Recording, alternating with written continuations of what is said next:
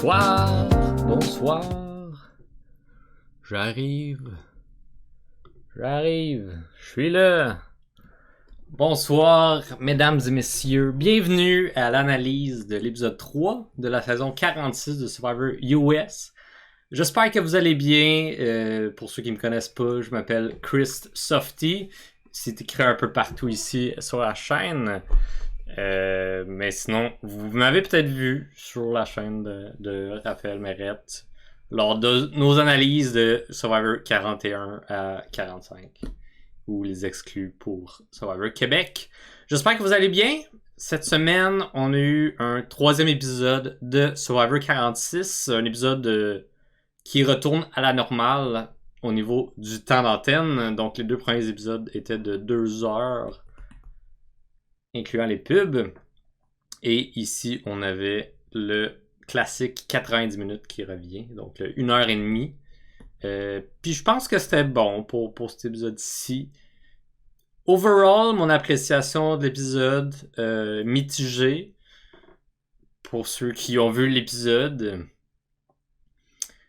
vous pouvez rester. Pour ceux qui l'ont pas vu, puis ça ne leur dérange pas de se faire spoiler, ben vous pouvez rester également. Mais c'est ici que je vous avertis que pour bien analyser l'épisode, je vais devoir divulgacher et sous peu, je vais en parler et je vais dire qui est parti et ainsi de suite. Donc, c'est mon avertissement, spoiler alert, divulgacheur alerte qui s'en vient.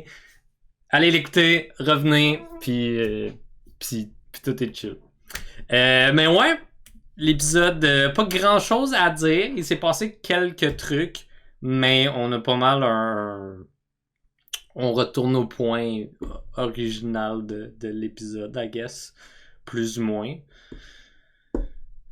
Car il n'y a pas eu de conseil de tribu.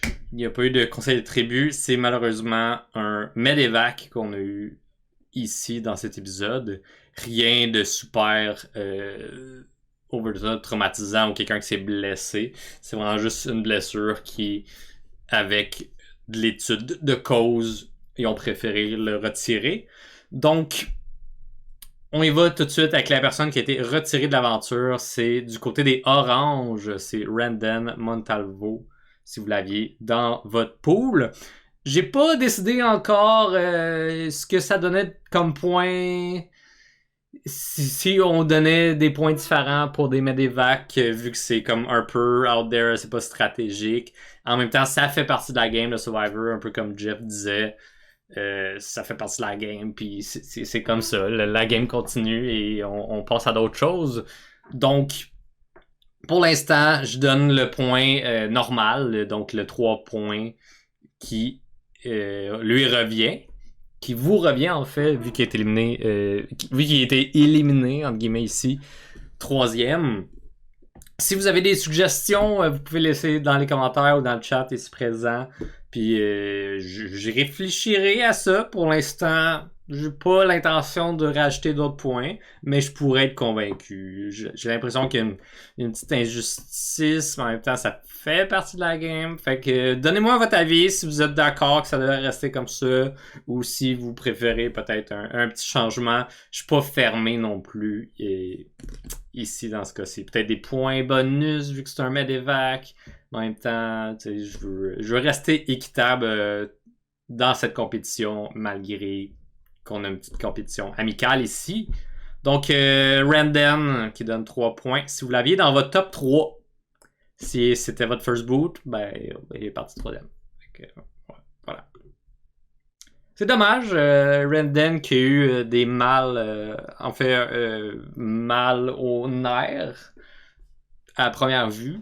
Il s'est réveillé, pincement dans la nuque, dans le bras. Il n'y avait plus de sensation. Il était plus capable de bouger vraiment puis de prendre des choses. Donc, en raison de ça, au début, le médecin était comme « T'as peut-être un nerf bloqué, on va continuer de regarder ça. Je te conseille de ne pas faire le prochain challenge. » C'est ce que Randen a pris un peu d'initiative là-dessus. Il était comme « Je préfère rester dans la game et pas jouer ce challenge-là, quitte à le perdre, pour pouvoir rester plus longtemps. » malheureusement, vers la fin de l'épisode, Jeff et son chef médic reviennent le voir, puis après avoir étudié son cas, puis surtout par rapport au mal dans la nuque, les pincements, les brûlements qu'il y avait dans la nuque, ça pouvait possiblement être pire. Donc, il parlait d'un disque, ça se peut que je me trompe, là, mais si j'ai bien compris, il parlait d'un disque de la nuque qui mettait de la pression sur ses nerfs. Donc, ça peut être dangereux pour lui à la longue au niveau que ça paralyse complètement son bras. Il n'y a plus de sensation. Il est plus capable de forcer tout court, de prendre des choses. Donc, ça nécessite de la chirurgie. Donc, il préférait le sortir de la compétition. Puis Randon comprend. C'est quand même triste. Je crois qu'il aurait pu changer les choses dans son équipe. Il voyait tout le monde à la lueur du jour, je crois. Il voyait bien le danger qui était Vénus, mais il se retrouvait un peu on the outs. Et Vénus également, donc pourquoi pas s'allier pour voir si on peut amener des chiffres puis avoir une majorité. Donc Randon, on n'a pas vu son plein potentiel. Je crois qu'il était quand même allumé.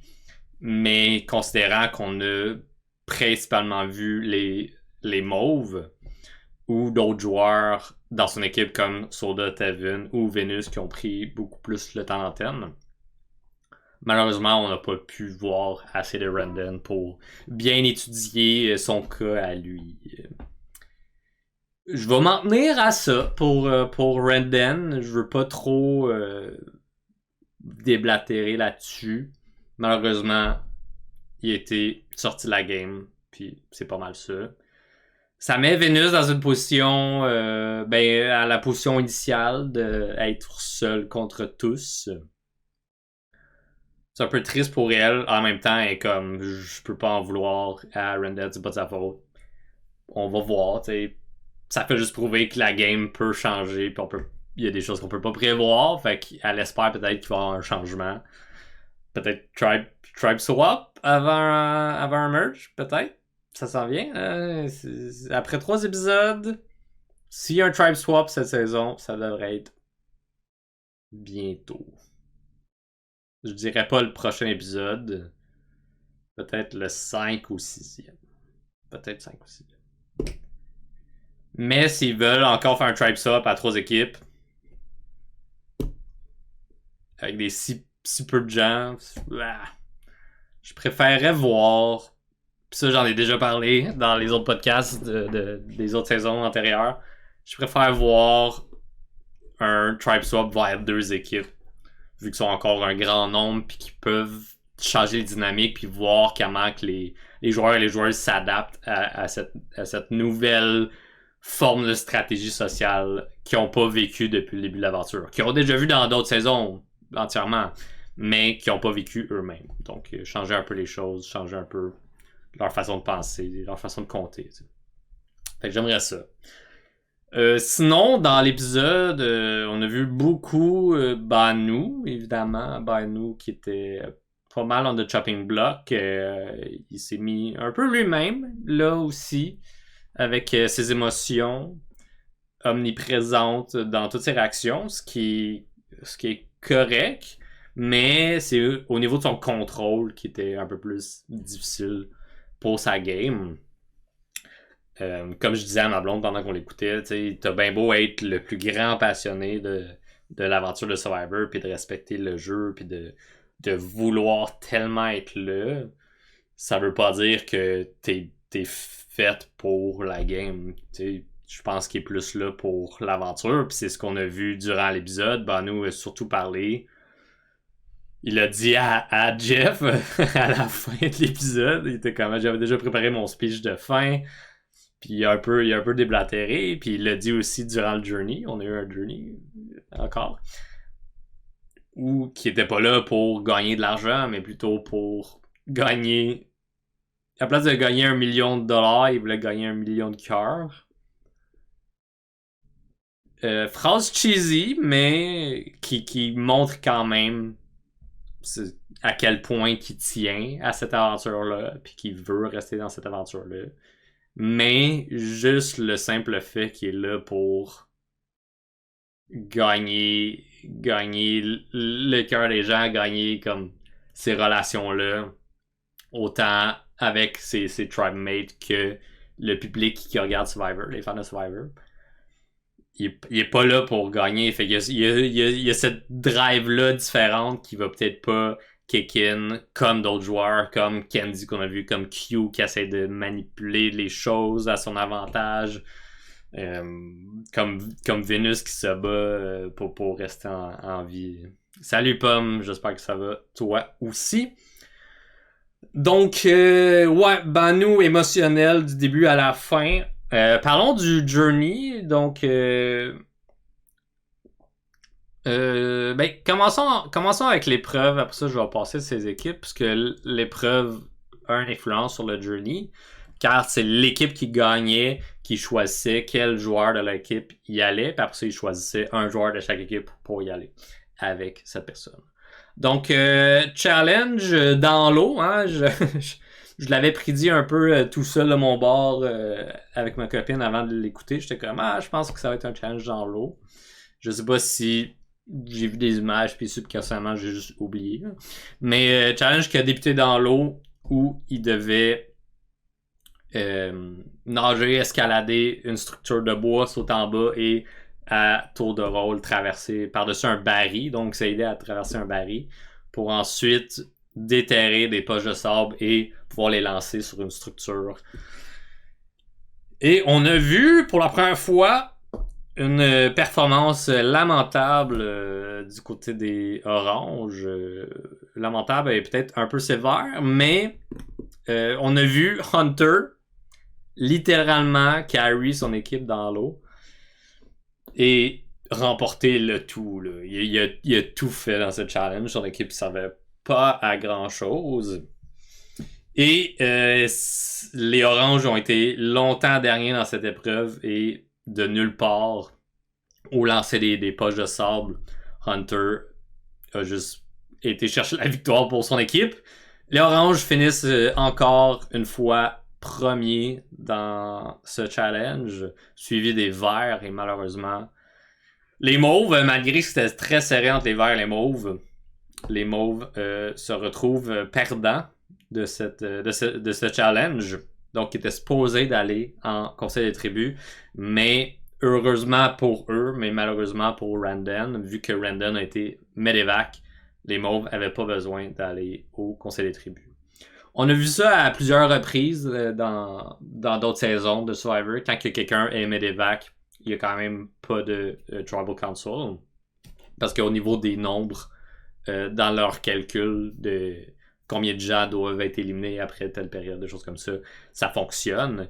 Il y a d'autres moments où j'imagine qu'ils prennent une décision de prod de comme hey, on avait une idée de backup, on pourrait le faire, puis malgré que quelqu'un qui est éliminé, qui est sorti de la game médicalement, on va quand même procéder au Tribal Council. Donc, ça dépend pas mal de la décision de la prod, puis comment qu'ils avaient envisagé stratégiquement, disons, en fait, leur stratégie de conception de saison. Voilà, je sais pas si ça fait du sens. J'étais parti dans la stratégie, c'est pas exactement le mot que je cherchais, mais je pense que vous comprenez, dans le fond, dans leur conception, design du jeu. Voilà.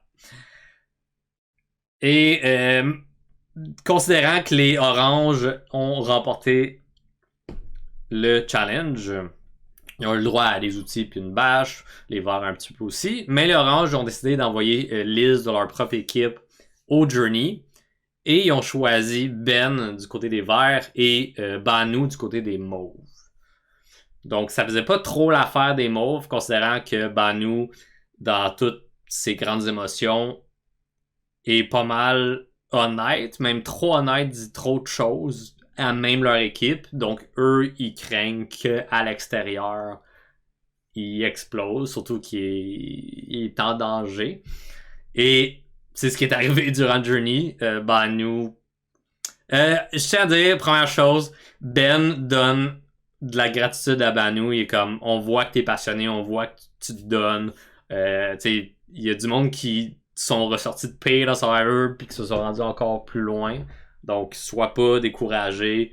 Continue à pousser comme tu fais, puis comme ça va peut-être arriver, tu sais, comme pousse, puis après ça, tu te croises les doigts. Fait que c'était super fin de la part de Ben. Banu, super heureux d'avoir ce commentaire-là. Énormément de gratitude qui vient vers lui. Il était content. Puis ça le fait pleurer. Puis là, il est parti dans un peu son je veux pas dire délire, mais un peu dans son manque de contrôle au niveau de ses émotions et de la stratégie, et décide de juste tout dire sur son équipe au niveau de Kenzie, qui est beaucoup la mastermind, et que Q et Tiff sont bien en contrôle, et qui est en danger, que c'était le prochain à partir, assurément.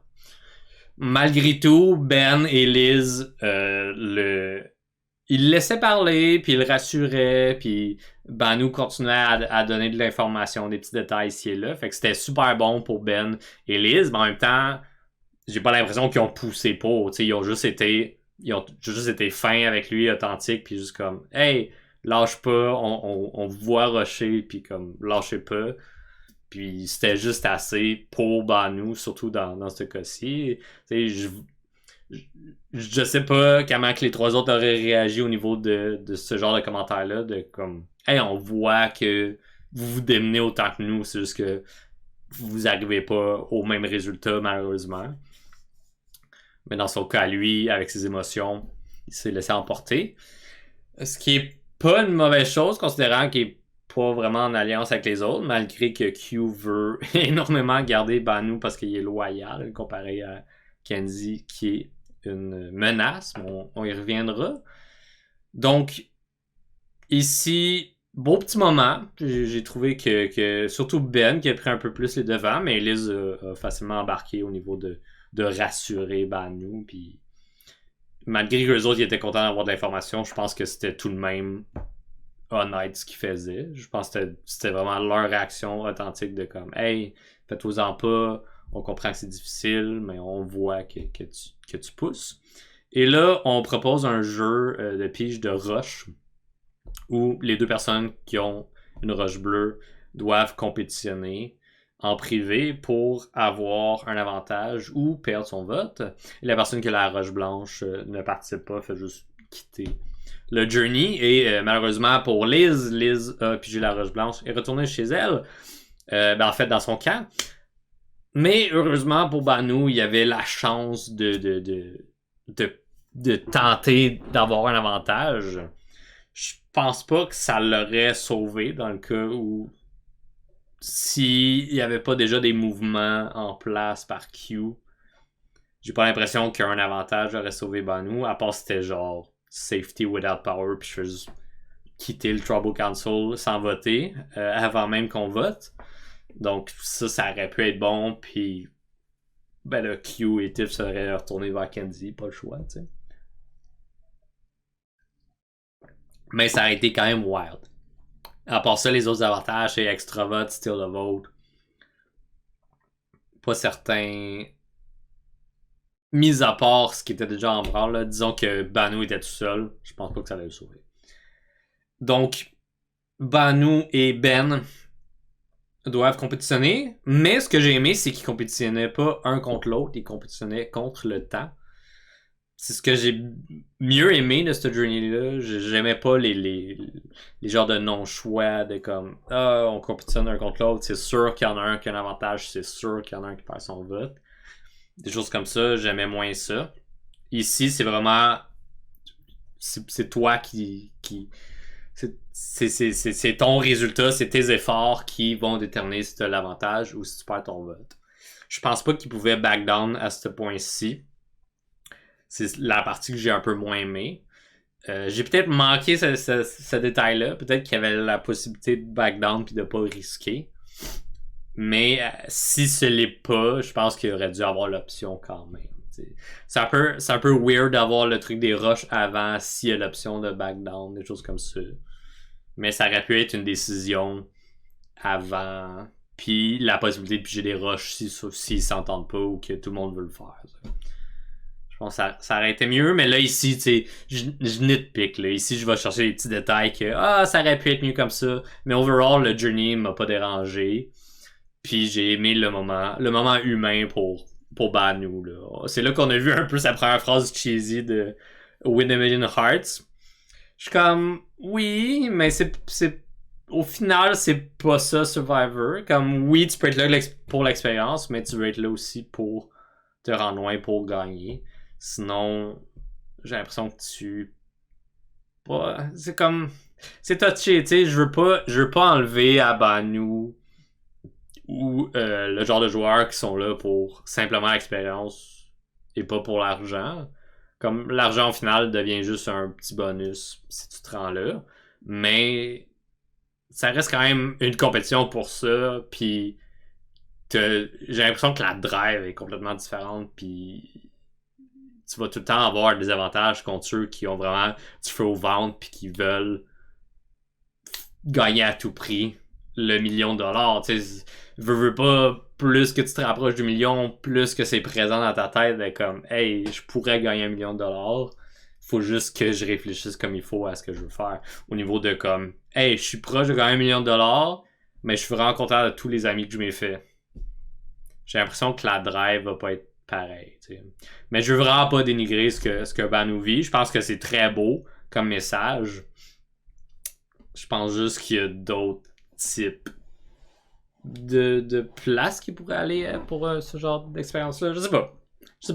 Je serais curieux de savoir ce que vous en pensez au niveau de c'est quoi ta motivation pour aller à Survivor. Comme, je pense que c'est un peu des deux. Juste un ou l'autre. Ça manque un peu, je pense. Donc, malheureusement, Banu et Ben ne réussissent pas. Donc, les deux perdent leur vote pour leur prochain Tribal Council. Donc, malgré que les Mauves étaient supposés aller à Tribal et qu'ils n'ont pas été, je crois que ça compte pas tout de même et que Banu a quand même pas de vote pour le prochain Tribal Council qu'il va participer, que ce soit avec les Mauves, un Tribe Swap ou un Merge si jamais les Mauves y retournent pas.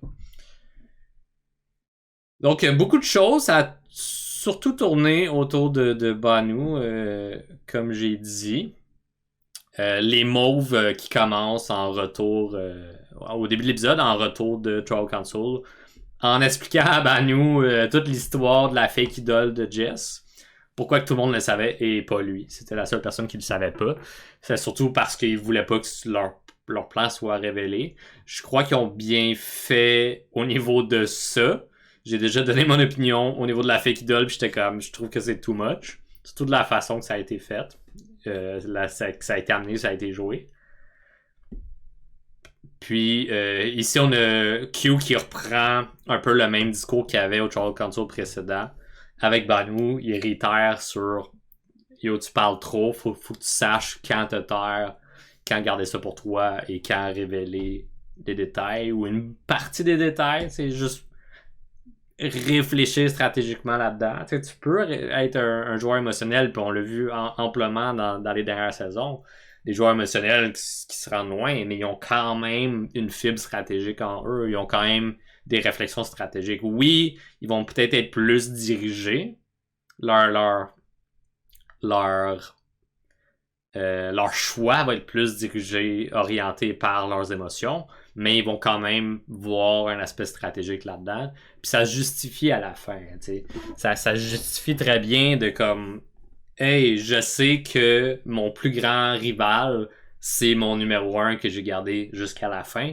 Puis j'ai préféré le garder ici avec moi puis l'affronter parce que ça serait aller contre mon plan tout le long de l'éliminer à la fin, juste avant qu'on se rende. Je suis comme, on s'est fait une promesse, puis on l'a tenue, puis c'est pour ça qu'on s'est rendu aussi loin. Fait que, ça justifie des choix émotionnels comme ça. Ça reste stratégique en quelque sorte. Donc, Banu, déjà là, il sent qu'il est le prochain à partir. Essaie de trouver une idole, trouve pas l'idole parce que Tiff l'a déjà. C'est là qu'il y a des conversations étranges à la Banu, je pense, au niveau de 100% à nu, genre pas physiquement, mais émotionnellement. Il va jaser avec Kenzie, puis il la supplie un peu beaucoup de jouer de jouer avec lui, puis de le garder dans la compétition. Le problème, puis c'est ce que Kenzie lui dit un peu, c'est qu'il y a rien stratégique à amener aux conversations. Elle est comme, dis-moi un nom si tu veux travailler avec moi. Comme, si tu me dis pas de nom, je sais pas où est-ce que tu veux aller. Comme, je veux pas te dire quoi faire tout le long, là, c'est pas ça. Là. Donc, c'est là qu'on voit déjà le premier débat entre aimer le jeu puis l'écouter contre y jouer pour de vrai au niveau de la game de Survivor. Donc, il y a un peu une dissonance dans son discours. Q voit la faiblesse ici de Banu comme une opportunité de continuer d'aller jaser et de se rapprocher de lui. Et on l'a vu plus tard dans l'épisode où il considère Banu comme une liability en ce moment, comme de quoi qui peut être un défaut à sa game, mais il voit le potentiel en Banu ici qu'il va être loyal, qu'il va écouter ce qu'il y a à dire, puis qui va suivre la même direction que Q veut, comparativement à Kenzie. Oui, Kenzie est du bord de Q en ce moment, mais à tout moment, elle peut le trahir parce que est super charismatique, est facile d'approche, est capable de se faire des liens assez rapidement, fait que ça fait beaucoup peur pour un tribe swap potentiel, pour un merge qui s'en vient. Donc, Q, c'est quand même un bon call de sa part, malgré que j'aime beaucoup Kenzie, puis est dans mon top 3. Je pense qu'il y a raison au niveau du danger que Kenzie est. Après ça, est-ce qu'on voit mal le lien que Kenzie a avec Tiff, disons, par exemple? Je pense que les trois, à la base, étaient quand même proches, mais Q et Tiff, ça fait quand même déjà quelques moments qu'on voit qu'ils se questionnent quand est le bon moment pour sortir Kenzie. Avoir leur tribe qui perd continuellement, j'ai pas l'impression qu'ils devraient l'éliminer. J'ai l'impression qu'ils devraient plutôt lui en parler puis faire comme hey, on le sait que t'es.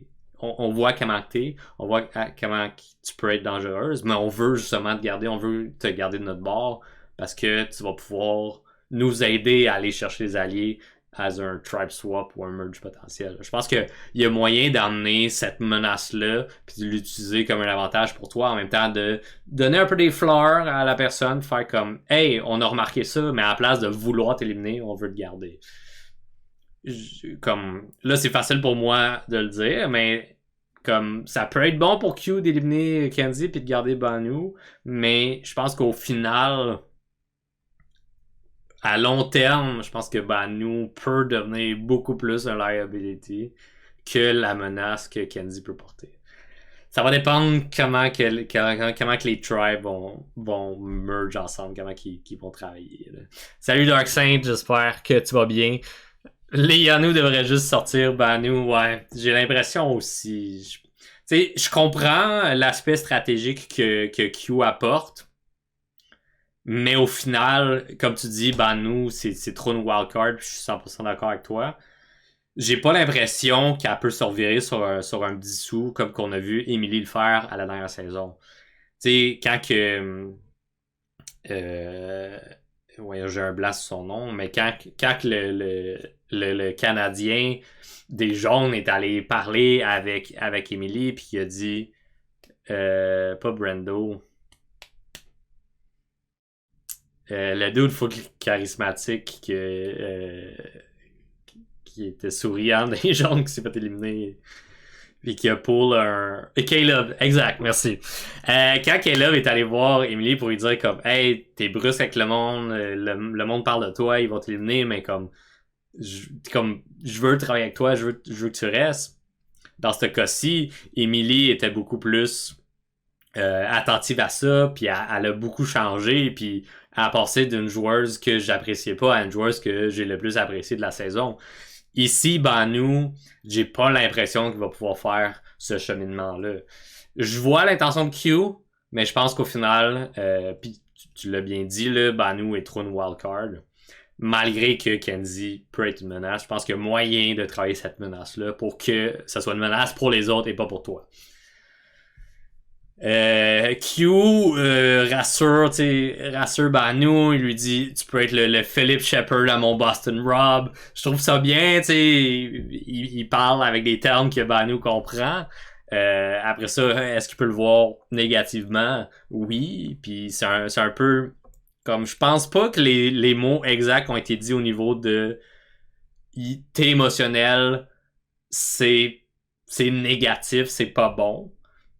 Genre, you're a fool, c'est des mots qui ont été utilisés par Banu dans cet épisode-ci. J'ai pas l'impression que c'est exactement ça que son équipe a dit. Oui, on dit qu'il était émotionnel, puis que c'était un liability parce que vu qu'il est tellement out there, il va dire trop d'informations. Mais de le traiter de fool, je pense pas que c'est ce qui a été dit à l'épisode précédent. Donc, c'est ça. Q a su pour Banu qui a perdu son vote. Malgré que Banu a caché cette information-là, il a dit qu'il a juste pigé la roche blanche, qu'il n'a pas participé. Mais Q est allé le voir, il est comme, t'as-tu perdu ton vote? Puis Banu est comme, qu'est-ce que tu penses? le karma de Yanu, de l'équipe des Mauves qui continue. Donc Q qui est comme, hey, I got you, man. Je suis comme, il y a tout ce speech-là. Je vais parler avec Tiff. Tiff va voir que Kenzie, c'est un threat. On va la sortir. Finalement, ils n'ont pas eu besoin de faire tout ce travail-là. Mais Tiff était quand même d'accord avec les points que Q apportait. Puis je suis d'accord aussi. Mais j'ai vraiment un feeling. Puis c'est, je pense, ce gut feeling-là que Tiffany, elle avait au niveau de faut vraiment sortir Banu parce que malgré qu'il soit loyal, je pense que ça peut vraiment être notre downfall plus tard. Surtout que, ben, on l'a vu au Journey, il a déjà donné beaucoup d'informations juste parce que il a reçu des compliments de Ben et du reassurance de Ben et Liz.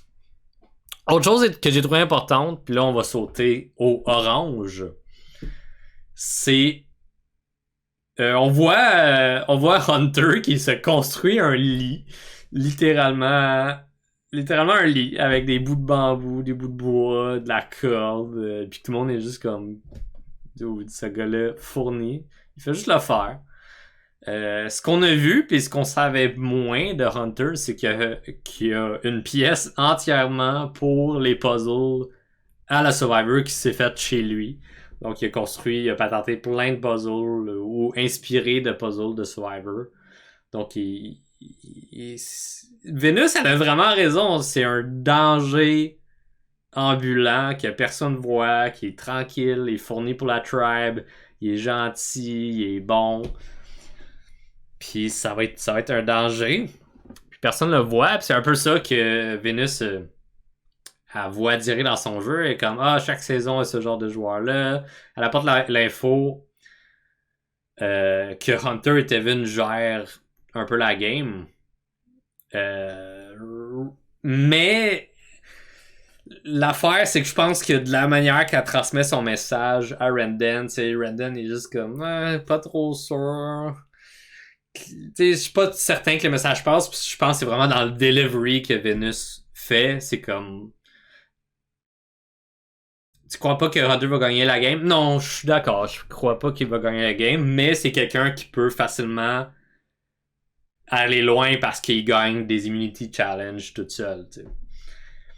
Mais c'est ça. Je pense que c'est vraiment ici. Vénus apporte des bons points à Randen, mais le message passe pas aussi bien parce qu'elle est comme si t'es aveugle pis tu le vois pas, comme c'est full évident, c'est un peu brusque de la façon qu'elle dit, c'est très direct, un peu frustré de comme tu le vois pas, c'est évident. Ça passe moins bien, tu sais. Puis là, malheureusement, comme qu'on a vu, Randen s'est fait medevac, fait que le plan de Vénus tombe un peu à l'eau. On va y revenir parce qu'il y a eu des previews, mais c'est de quoi que je trouvais quand même intéressant. Là, c'est là qu'on a vu le côté droit de Randen être bloqué, possiblement les nerfs, puis qui s'est out. Dark Saint, il dit, je crois que là où la gagnante de 46 va être dans Siga. Siga, c'est l'équipe des Verts. Je suis d'accord, mon winner pick est là-dedans. J'ai également mon top 3 qui est là-dedans. Tu dis également Hunter dans l'épisode 2 ne trouve pas l'idole que Randen a trouvé. Alors que son seul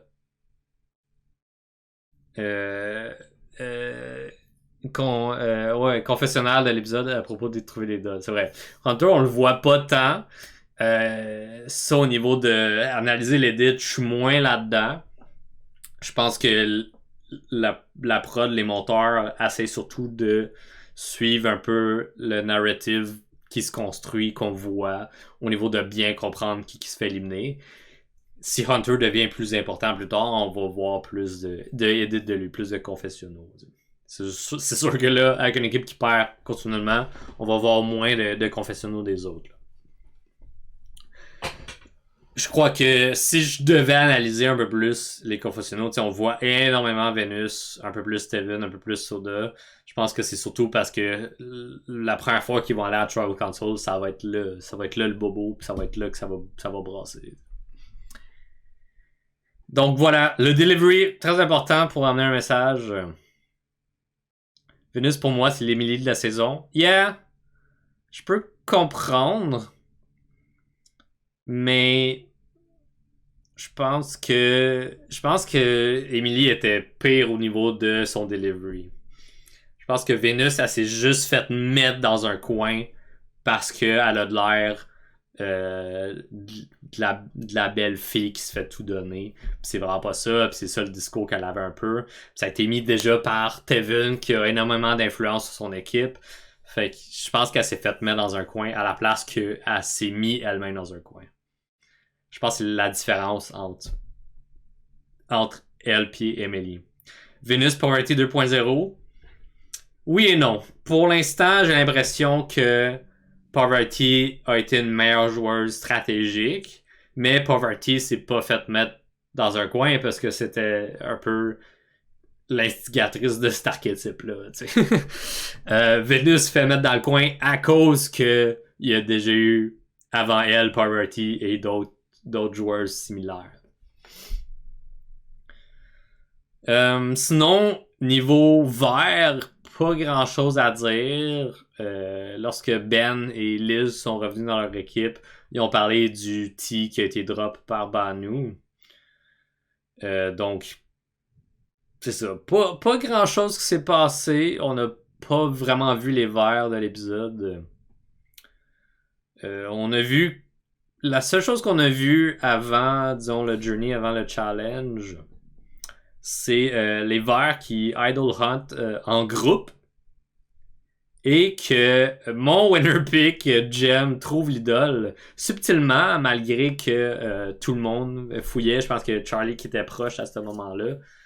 Personne semble l'avoir remarqué. On n'a pas. Tu sais, je pense qu'il y aurait cote à quelqu'un qui dit en confessionnal. J'ai vu Jem trouver l'idole, bref. Donc, Jem trouve l'idole, ça dit de devoir creuser. Donc, vu que tout le monde fouillait à ce moment-là, elle a attendu durant la nuit, elle s'est levée, elle a entendu Tim ronfler, puis comme je pense que c'est le bon moment, elle est allée creuser, puis elle a vu qu'elle a perdu son vote jusqu'à temps qu'il perde un challenge d'immunité et qu'elle doit revenir pour la dernière portion de trouver l'idole. Je suis curieux de savoir, Dark Saint, toi, ton rapport par rapport à cette twist-là de tu perds ton vote, puis là, la prochaine portion, c'est quand tu perds l'immunité. Fait que là, t'es comme rushé pour trouver l'idole. Dans le cas de Tiffany, elle l'a trouvé tellement rapidement que je suis comme... Ça sert un peu à rien de perdre ton vote rendu là, tu sais. Mais est-ce que c'est parce que elle était vraiment bonne pour le trouver? Peut-être. Poverty s'est fait mettre dans un coin dans Heroes vs Villains. Ouais, ben elle a quand même travaillé fort, là. À cause de sa réputation. Yeah. Siga contient les Edgic Frontrunners, mais ils ont moins de temps d'écran que les autres tribus. Je sais pas ce que tu veux dire par Edgic Frontrunners. Je connais pas trop les termes Reddit ou quelque chose du genre. Je vais te laisser me répondre. Mais voilà. C'est à peu près ce qu'on a vu des verts et évidemment Ben qui revient et qui spill le tea sur ce que Banu a dit. Donc, tu dis les Edgic Frontrunners, c'est les gens les plus susceptibles de gagner basés sur le montage. Ah, ok. Au niveau de logique edit, genre, I guess, quelque chose du genre. Ok, je vois.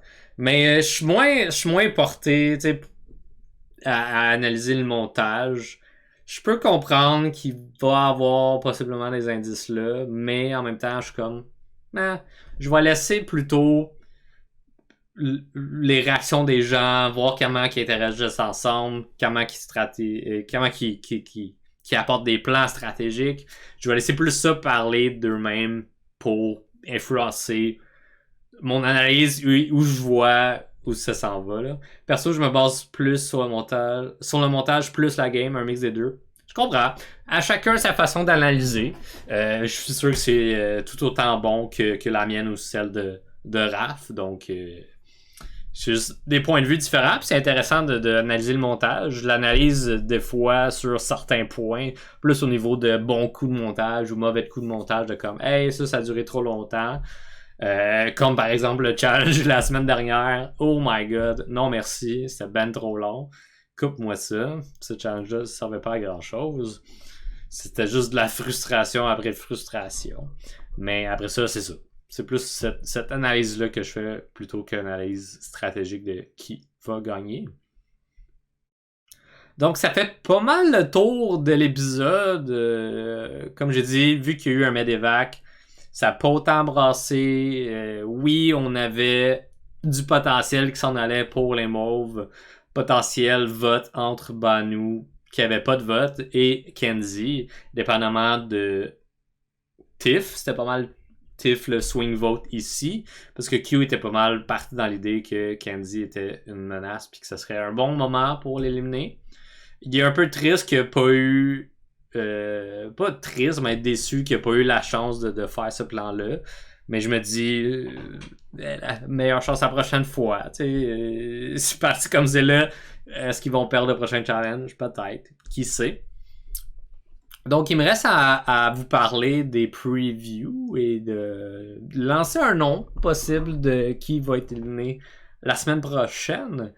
Donc, ce qu'on a vu dans les previews, on voit qu'il y a de la tension dans les oranges encore. Mais cette fois-ci, à la place d'être entre Tevin et Venus, c'est entre Tevin et Soda. Donc, peut-être qu'ici, Venus va avoir ce qu'elle souhaitait, une occasion de sortir quelqu'un d'autre qu'elle-même. Et on a également autre chose que j'ai remarqué, que je me dis, c'est sûrement par rapport à l'information que Banu a révélée durant son journey. C'est que Banu dit à Kenzie, si je me trompe pas, I have to come clean. I did something wrong, quelque chose de même. Fait que ça sonne un peu comme lui qui se sent coupable, comme finalement il y a du monde qui veut jouer avec moi, puis là j'ai spill le tea, je veux donner de l'information, et que là le monde sont comme faut vraiment sortir Banu. Fait que c'est ce qui s'en vient, c'est ce qui se trame. Après ça, est-ce que la perte de Randon au niveau des oranges va leur coûter une victoire de challenge? Possiblement. Hunter, malgré qu'il soit vraiment bon, il peut pas tout le temps carry son équipe. Dans l'eau, c'est un peu plus facile puisque tu peux juste les traîner, mais sur la terre, c'est un peu plus difficile. Randon, je pense que c'était quand même un joueur fort physiquement à ce niveau-là. Après ça, ils ont quand même Soda et Hunter qui sont forts physiquement. Le reste se débrouille, mais je sais pas si ça va être suffisant.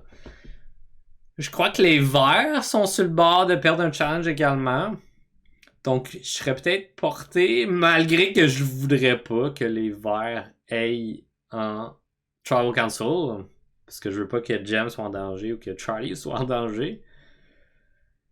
Puis qu'on a Ben ici qui a perdu son vote. Dans ce cas-ci, je vais dire que les oranges perdent et que Soda se fait éliminer. On va y aller avec ça.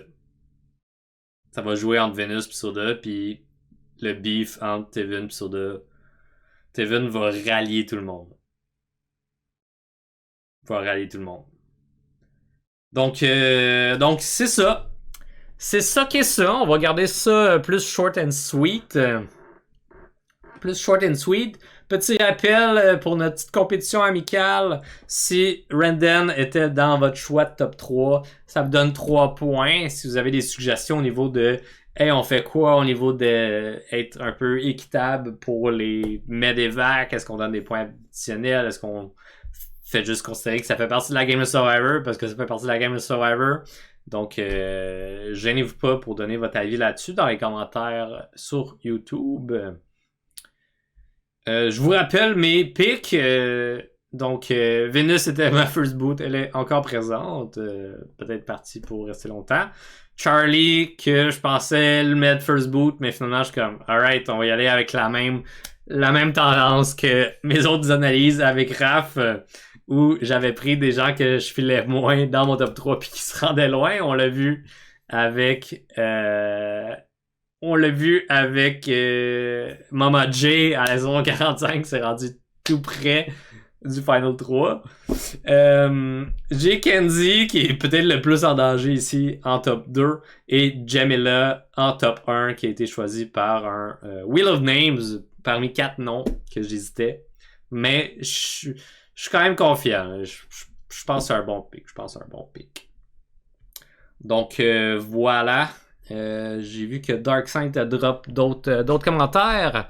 Gênez-vous pas si vous passez dans les directs ou si vous êtes sur YouTube en ce moment de laisser dans les commentaires vos winner picks, qui vous pensez qui va se faire éliminer, hein, votre top 3 ou qui s'en vient prochainement en élimination. C'est quoi votre opinion sur les choses que j'ai dites ou sur ce qui s'est passé sur la game? S'il y a des choses que vous voulez que je parle que j'ai pas survolé, n'hésitez pas à en faire part. Donc, si le orange perd, Liz devrait partir au soda. Ok, on est d'accord sur soda. Si Yannou perd, fait que les mauves, Banou part. Je suis d'accord là-dessus. Et si les verts perdent, donc Siga, Mariah ou Tim est éliminé, je suis plus porté à dire Tim, considérant qu'il y a quand même la Charlie's Angels Alliance avec les 3 filles plus solides et Charlie. Charlie qui s'est un peu plus rapproché de Mariah. Donc, Mariah. Donc, Mariah, je pense pas qu'elle va se faire éliminer. Je pense que c'est plutôt Tim. Au niveau de Ben, a pas de vote pour le prochain Tribal Council. Donc, ouais, c'est ça. Charlie est proche de Mariah. Rip ton top 2, Kenzie. Ouais, c'est la plus en danger. Mais, si Tiff, tu sais, comme Tiff est quand même proche de Kenzie, fait que tu sais, si t'apportes ça à ton allié comme hey, comme j'ai des bonnes qualités, t'as des bonnes qualités, utilisons ça à notre avantage ensemble plutôt de faire comme hey, je sais que je peux être une menace pour certains détails, je vois qu'il y a une menace pour certains détails. C'est comme je pense qu'il y a moyen de négocier ça. Là. Candy te fait penser à Merge Boot. Ouais, Candy risque de brasser un peu trop les choses si elle sera en merge dès le début de comme bouger les cartes. À voir. Donc, c'était tout pour mon analyse de l'épisode 3 de Survivor 46. Merci d'avoir été des nôtres. Si vous avez été sur le live ou si vous êtes en train de l'écouter en version vidéo sur YouTube ou en version balado sur votre plateforme préférée. Si vous êtes intéressé, vous pouvez trouver mes analyses sur ma chaîne YouTube à Christ Softy, donc C-H-R-I-S-T, très important le T ici, ou Christ Softy, peu importe, je me prends pas pour Jésus-Christ, vraiment pas, c'est juste pour son nom en anglais, voilà. Vous pouvez me trouver sur YouTube, Chris Softy, analyse de Survivor 46 de US, je dis des mots, j'oublie des mots, bref. Vous pouvez également me trouver en cherchant Chris Softy sur Spotify ou toute autre plateforme balado.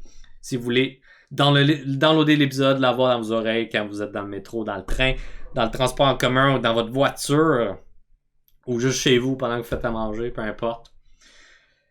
Merci beaucoup de votre support. As-tu vu la bande-annonce de Traitors Québec? J'ai vu le cast, j'ai vu grosso modo le cast, j'ai pas plus analysé que ça. C'est sûr que je vais l'écouter. On s'en reparlera rendu là. J'ai vu aussi le premier teaser de Survivor Québec saison 2 où on a vu Raph pleurer malheureusement. On se cachera pas que Survivor, c'est difficile. On espère qu'il va bien et qu'il se rend loin dans l'aventure. On va le savoir le 31, le début de la saison 2 de Survivor Québec. Le 31, il devrait être revenu. Je sens que Raph va flop. Je lui souhaite pas. Je souhaite qu'il se rende loin ou qu'il se rende à un moment où il se sent fier de sa performance. C'est sûr qu'on considère possiblement qu'il commence avec une cible sur le dos sur ses analyses de Survivor Big Brother et tout. Le côté social de Raph qui t'inquiète? Ah, pas moi. Le côté social de Raph m'inquiète pas. Il est bon pour jouer avec les gens, puis ouvert d'esprit, puis je pense pas qu'il va avoir de la misère à se faire des amis. C'est plus au niveau de montrer qu'il peut être un atout au lieu d'une menace. C'est un peu comme Kenzie ici dans la saison. Là. Moi, je crois en Raph. On va espérer que ça va bien pour lui, malgré qu'on le voit pleurer dans le teaser. Voilà. Mais ça, on en reparlera prochainement quand que ça va être sorti, quand que on va pouvoir en parler davantage, parce que pour l'instant, on a un teaser. Puis c'est ça, c'est la seule info qu'on a. Donc, merci d'avoir été des nôtres. Bien content que Survivor existe encore, que Survivor Québec saison 2 s'en vient prochainement. Bien content que vous soyez là semaine après semaine. Gênez-vous pas pour laisser dans les commentaires, dropper un like, partager, cliquez sur la petite cloche de notification sur YouTube si vous voulez savoir quand est-ce que je drop des vidéos. Et on se voit vendredi prochain pour l'analyse de l'épisode 4 de toujours la saison 46 de Survivor US. D'ici là, soyez contents, reposez-vous, rentrez bien, puis on se voit bientôt. Ciao, ciao!